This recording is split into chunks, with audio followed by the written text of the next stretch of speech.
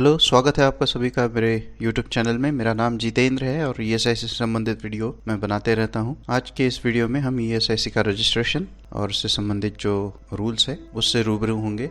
ESIC के बारे में अधिकाधिक जानकारी पाते रहने के लिए जुड़े रहिए मेरे साथ। सब्सक्राइब कीजिए मेरे चैनल को। Disclaimer: The information provided in this video is authentic and correct to the extent possible. It is prepared only for the purpose of creating awareness and easy understanding of the complicated legislation. However, due to limitation of time, space, content designing, it is not comprehensive and it may be interpreted differently by different viewers. Hence, the creator neither advises nor allows it to be used for any official or legal use.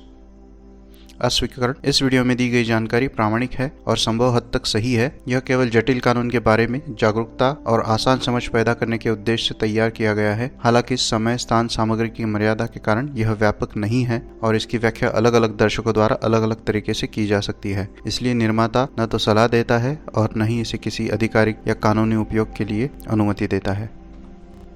तो आज के video में हम देखेंगे ESIC के अंतर्गत किस factories का रजिस्ट्रेशन करना आवश्यक है, फैक्ट्री का रजिस्ट्रेशन करने के लिए रिक्वायरमेंट क्या है, इस कानून के अंतर्गत फैक्ट्री और एस्टेब्लिशमेंट में क्या फ़र्क है, ईएसआईसी कहाँ लागू है और कहाँ नहीं लागू है, ये कैसे जानेंगे, एम्प्लॉयज़ की डेफिनेशन क्या है और फैक्ट्री या एस्टेब्लिशमेंट कवर करने के लिए कौन से एम्प्लॉय को हम कंसिडर करें, इसके बारे में जानेंगे। और रजिस्ट्रेशन के लिए क्या टाइम फ्रेम होती है, कैसे करना है और इसके संबंधित नियोक्ता की जिम्मेदारी क्या है, ये चीज़ें आज के इस वीडियो में हम देखेंगे।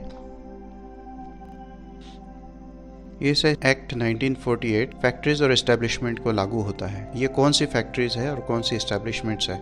ऐसी फैक्ट्रीज जहाँ पे 10 से ज़्यादा लोग वेतन के लिए काम कर रहे हो, उन फैक्ट्रीज को ईएसआईसी के अंतर्गत रजिस्ट्रेशन करना ज़रूरी है।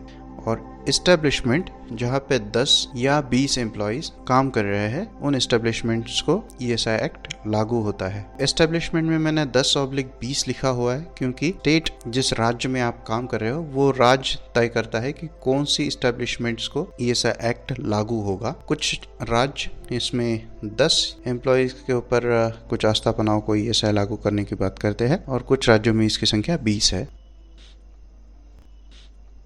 तो अब फैक्ट्रीज और इस्टेब्लिशमेंट्स के बारे में हम बार बार बोल रहे हैं, तो फैक्ट्री किसे कहते हैं? तो फैक्ट्री की डेफिनेशन ईएसआई एक्ट में फैक्ट्रीज एक्ट से आई हुई है। फैक्ट्रीज एक्ट 1948 के तहत फैक्ट्री की जो डेफिनेशन दी हुई है उसके हिसाब से ईएसआई एक्ट में फैक्ट्री की डेफिनेशन है। अगर इस फैक्ट्री की डेफिनेशन को हम सिंपल लैंग्वेज में समझें तो कोई भी जगह जहाँ पे 10 या उससे ज़्यादा लोग वेतन के लिए काम कर रहे हैं और जहाँ पे मैन्युफैक्चरिंग प्रोसेस कंडक्ट हो रही है। तो अब इसमें और एक शब्द आ गया, मैन्युफैक्चरिंग प्रोसेस। मैन्युफैक्चरिंग प्रोसेस की डेफिनेशन क्या है? तो ये भी अगर सिंपल लैंग्वेज में हम समझे तो मैन्युफैक्चरिंग प्रोसेस, इसमें बहुत सारी विधि आती है जिसमें simple alteration, sorting, filtering, pumping, packaging, pasting, ceiling, repairing, motor winding, यहाँ तक कि खाना पकाना जैसी एक्टिविटी जो है, या कोई केमिकल प्रोसेस हो, ऐसे सिंपल काम से लेके बड़े यंत्र सामग्री लगा के जो मैन्युफैक्चरिंग होती है वहाँ तक बहुत व्यापक गतिविधियों को कवर किया गया है।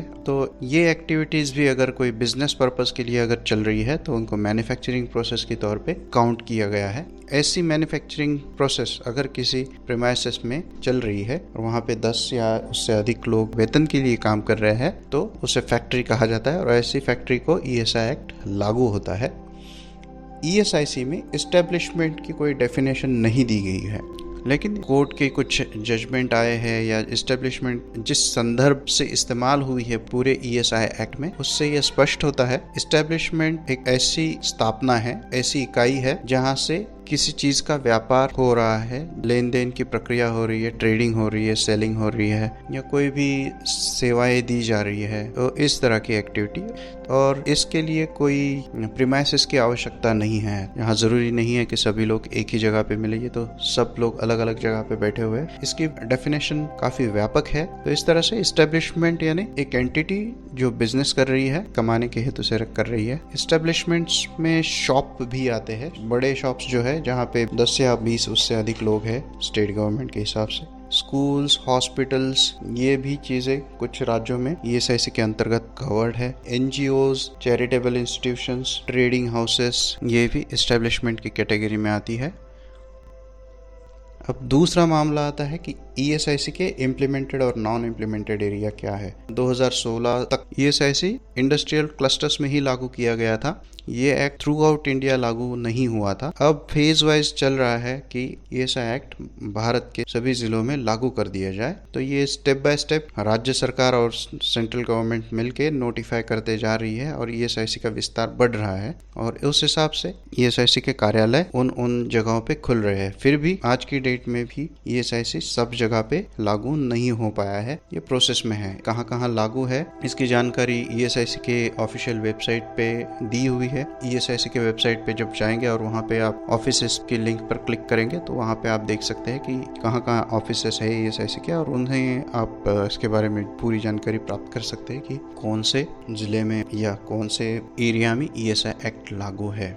तो जिस एरिया में ईएसआई एक्ट लागू है वही की फैक्ट्रीज कवर होती है। बाकी जगहों पे ईएसआई एक्ट लागू नहीं है तो वहाँ के लोगों को बेनिफिट भी नहीं मिलता है और ईएसआई एक्ट के तहत उनको कोई कंप्लायंस भी नहीं करना पड़ता है। मैं आपको ईएसआईसी की ऑफिशियल वेबसाइट के लिंक इस वीडियो के डिस्क्रिप्शन में दे रहा हूँ, उसे कृपया चेक कीजिए ये जानने के लिए कि कहाँ कहाँ ईएसआई एक्ट लागू है।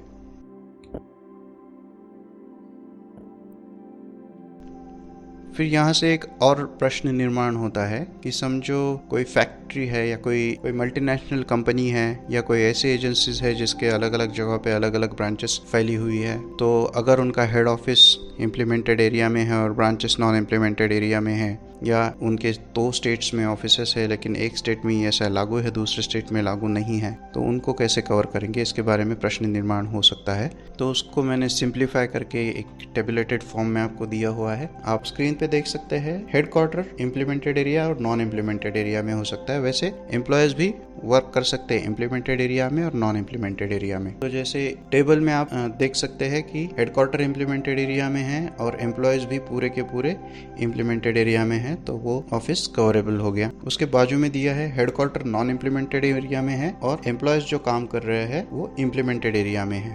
तो ऐसी सिचुएशन में वो पर्टिकुलर ब्रांच ऑफिस अगर वहाँ पे 20 लोग है, इस्टेब्लिशमेंट के लिए मैं बोल रहा हूँ, ये उस पर्टिकुलर इम्प्लीमेंटेड एरिया में अगर 20 एम्प्लॉई है तो वो ब्रांच ऑफिस ईएसआई के तहत कवर हो जाएगा। ईएसआई के अंतर्गत उसको रजिस्ट्रेशन करना पड़ेगा, लेकिन इससे उसका हेडक्वार्टर जो नॉन इम्प्लीमेंटेड एरिया में है या दूसरी कोई शाखा है जो नॉन इम्प्लीमेंटेड एरिया में हो सकती है वो कवर नहीं होंगी। तीसरी केस, हेडक्वार्टर इम्प्लीमेंटेड एरिया में है और एम्प्लॉयज नॉन इम्प्लीमेंटेड एरिया में है। तो इस हालत में हेडक्वार्टर कवरेबल है, लेकिन जो एम्प्लॉयज नॉन इम्प्लीमेंटेड एरियाज में या स्टेट्स में काम कर रहे हैं वो एग्जेम्पशन के लिए अप्लाई कर सकते हैं कि हमारे यहाँ ईएसआई एक्ट लागू नहीं है या हमारे इतने लोग ईएसआई इम्प्लीमेंटेड एरिया में काम नहीं करते हैं तो इनको एग्जेम्पशन दिया जाए। इस तरह का एग्जेम्पशन उस कंपनी को नॉन इम्प्लीमेंटेड एरिया में काम करने वाले एम्प्लॉयज के लिए लेना पड़ेगा। और चौथा ऑप्शन ये क्रिएट होता है कि हेडक्वार्टर भी नॉन इम्प्लीमेंटेड एरिया में है और एम्प्लॉयज भी नॉन इम्प्लीमेंटेड एरिया में है, तो उसमें कोई सवाल ही नहीं पैदा होता। इसी जगह पे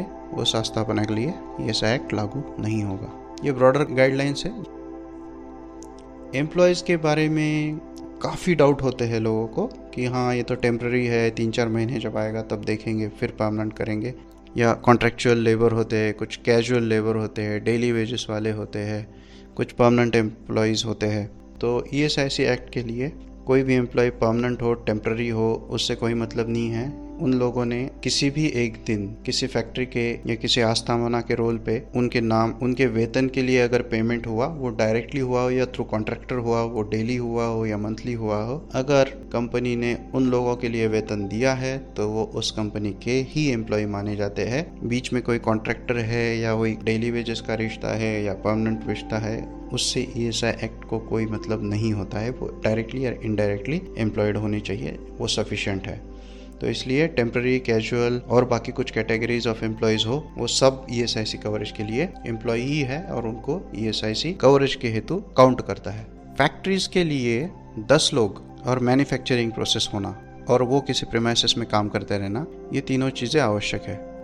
इन 10 लोगों की सैलरी कुछ भी हो उससे फर्क नहीं पड़ता है, उस फैक्ट्री को ईएसआईसी के अंतर्गत कवर हो जाएगी। और मैं फैक्ट्री के बारे में 10 पर्सन्स शब्द इस्तेमाल कर रहा हूँ और एस्टेब्लिशमेंट्स के साथ एम्प्लॉयज शब्द इस्तेमाल कर रहा हूँ। एस्टेब्लिशमेंट में 10 या 20 एम्प्लॉयज होने चाहिए ऐसा मैं बोल रहा हूँ। तो एम्प्लॉयज इसका मतलब जिसका पगार 21,000 के नीचे है, जिसका वेतन 21,000 से नीचे है, ऐसी व्यक्ति आस्थापना में, शॉप्स में या एस्टेब्लिशमेंट में जब तक 21,000 से कम कमाने वाले 10 या 20 व्यक्ति नहीं हो जाते तब तक उस एस्टेब्लिशमेंट को ESI एक्ट लागू नहीं होता।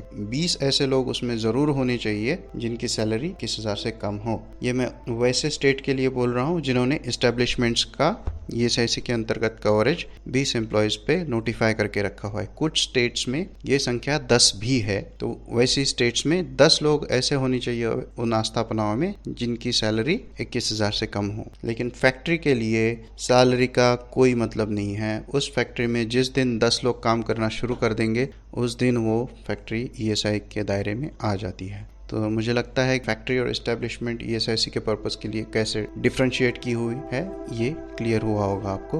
और दूसरी बात इसमें इम्पोर्टेंट ये है कि एस्टेब्लिशमेंट के लिए कोई शॉप है या कोई ऐसी सर्विस प्रोवाइडिंग एजेंसी है तो उनके लिए प्रीमाइसेस होना ज़रूरी नहीं है। वो प्रीमाइसेस हो या ना हो, डायरेक्टली काम करते हो, इनडायरेक्टली काम करते हो, कहीं अलग अलग लोकेशंस पे काम कर रहे हो, इससे कोई मतलब नहीं है। वो इस एस्टेब्लिशमेंट से पैसे ले रहे हैं, वेतन ले रहे हैं, ये सफिशिएंट है। वो कहीं पे भी काम करते हो, अगर उनकी संख्या 20 हो जाए तो वो एस्टेब्लिशमेंट ESIC के दायरे में कवर हो जाती है। तो अब ऐसे नियोक्ताओं को क्या करना है? नियोक्ताओं की जिम्मेदारी है कि उनके यहाँ जिस दिन जो काउंट ESIC ने डिफाइन किया है शॉप्स या फैक्ट्रीज के अंतर्गत, वो काउंट जिस दिन वो क्रॉस करते हैं उस दिन से 15 दिन के अंदर अंदर नियोक्ता ने ESIC के ऑफिस को अपनी जानकारी देनी है कि मेरे फैक्ट्री ने इस तारीख को इतने एम्प्लॉयज वेजेस के लिए डायरेक्टली और इनडायरेक्टली एम्प्लॉय किए थे, उन सभी का वेतन इस प्रकार है, मेरे फैक्ट्री का एड्रेस ये है, बैंक डिटेल्स ये है, फैक्ट्री में मैन्युफैक्चरिंग प्रोसेस का नेचर, उसके जो ऑक्यूपायर, उसके डायरेक्टर, उसका प्रोप्राइटरशिप होगा, वो नेसेसरी लाइसेंसेस, ये सब चीजें ESIC के ऑफिस में देना जरूरी है। ESI एक्ट में ही ये प्रोविजन है कि ये जिम्मेदारी नियोक्ता की है कि उसके फैक्ट्री या एस्टेब्लिशमेंट के लिए ESI एक्ट लागू है या नहीं है, उसकी छानबीन या उसका रिपोर्टिंग उसे खुद करना है। तो जिस दिन से उसे पता चलता है कि उस फैक्ट्री को या उस एस्टेब्लिशमेंट को ESI एक्ट लागू है, उस दिन से 15 दिन के अंदर ही उसने ESIC ऑफिस में फॉर्म जमा करना है। फॉर्म 01 कहते हैं उसे। तो वो भर के ऑफिस को सूचित करना है कि इस दिन से मेरे यहाँ ESI एक्ट लागू हो गया और मैं कंप्लायंस करना चाहता हूँ, मुझे कोड अलॉट कर दिया जाए।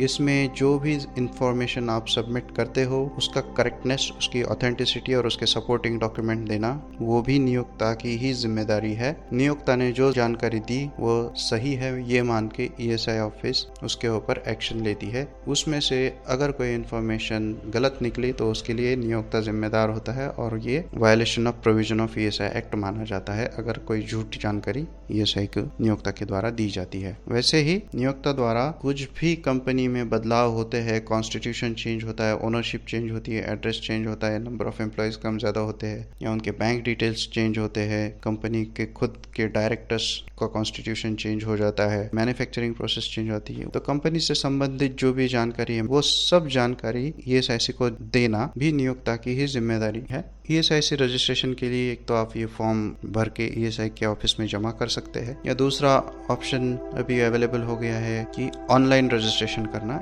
ESIC का रजिस्ट्रेशन ऑनलाइन है। आप अगर कंप्यूटर के बारे में अच्छी तरह से जानते हैं तो ESIC की वेबसाइट पे डिटेल्ड लिंक्स और हेल्प फाइल्स भी अपलोड की हुई है, जिसके अंतर्गत अगर वो आप ठीक से पढ़ेंगे तो आप खुद भी कंपनी का रजिस्ट्रेशन कर सकते हैं।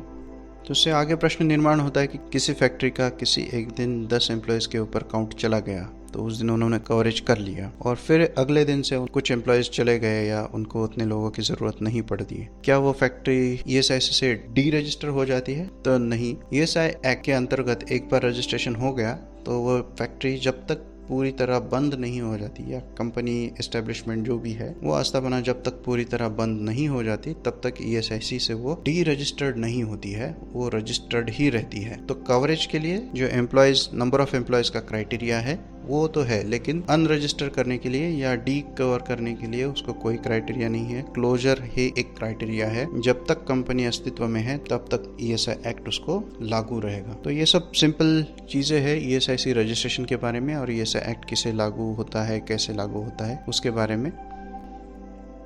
मैं एम्प्लॉयज़ और एम्प्लॉयर के लिए जुलाई महीने में डूज एंड डोंट्स वाले कुछ वीडियोस बनाने वाला हूँ। इसे विस्तृत जानकारी होगी कि एक बार ESIC के अंतर्गत रजिस्ट्रेशन कर लिया तो क्या क्या रिकॉर्ड एम्प्लॉयर को मेंटेन करने पड़ते हैं, एम्प्लॉयर की क्या जिम्मेदारियां है, कितने रिटर्न्स फाइल करने पड़ते हैं, रजिस्टर्स कौन से मेंटेन करने पड़ते हैं, फॉर्मेलिटीज क्या है, कंप्लायंस कैसे करना होता है, ये सब चीज़ें नियोक्ता के लिए मैं बनाऊंगा।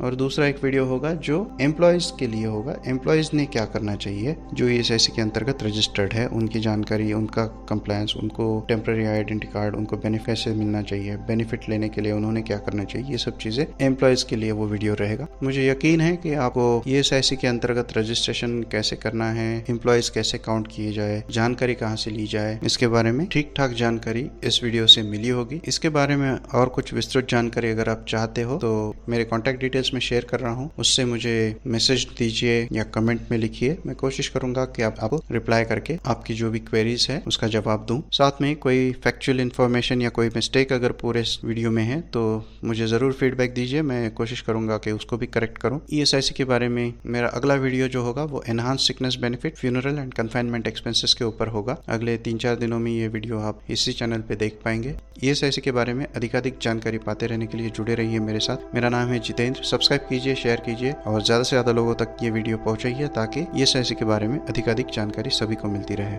बहुत बहुत शुक्रिया।